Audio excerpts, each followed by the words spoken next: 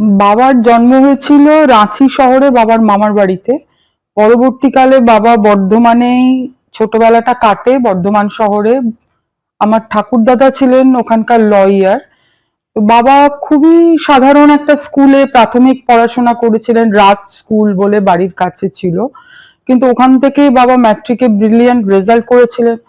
আমার ঠাকুরদা ঠাকুমার কাছে শুনেছি, মানে তখন খুব সম্ভবত উনি থার্ড বা ফোর্থ হয়েছিলেন।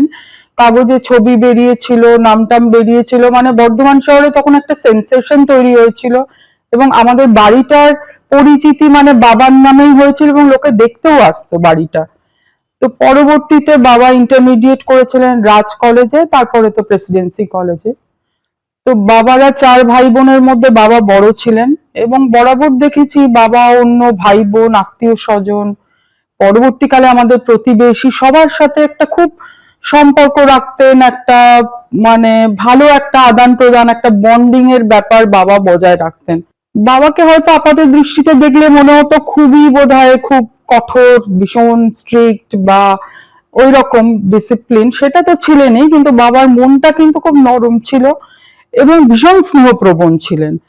প্রত্যেকের জন্য অসম্ভব চিন্তা করতেন, আমাদের বাড়ির লোকেদের জন্য। কারুর শরীর খারাপ হলেই বাবা নিজে হোমিওপ্যাথিতে বিশ্বাস করতেন, তাই জন্য হোমিওপ্যাথি ওষুধ নিয়ে তার বাড়ি পৌঁছে যেতেন তার ট্রিটমেন্ট। এবং সে আমার বা আমাদের বাড়ির যে কোনো কারুর, আমার মেয়ের শরীর খারাপ হলে মানে কন্টিনিউয়াসলি সকাল বিকেল রাত্রি ফোন করে খবর নেবেন। পাড়া প্রতিবেশীকেও বাবা ওষুধ দিতেন। আমাদের বাড়িতে যারা কাজ করে তারাও বাবার কাছে ওষুধ নিত, এবং যারা কাজ এখন আর করে না তারাও এসে বাবার কাছ থেকে ওষুধ নিয়ে যেত। তো যাই হোক, বাবার বিভিন্ন বিষয়ে খুব ইন্টারেস্ট ছিল। খুব খেতে ভালোবাসতেন, প্রচুর খেতে পারতেন। ইলিশ মাছ খুব ভালোবাসতেন। খেলাধুলোতেও বাবার খুব ইন্টারেস্ট ছিল, ক্রিকেট খুব প্রিয় ছিল। আমাদের বাড়িতে সবসময় সব রকম খেলাধুলো খুব দেখা হতো। উইম্বলডন ফাইনাল আমরা একসঙ্গে বসে দেখতাম। চেস খেলাও বাবার খুব ইন্টারেস্ট ছিল। এমনিতে ফুটবলে মোহনবাগানের সাপোর্টার ছিলেন।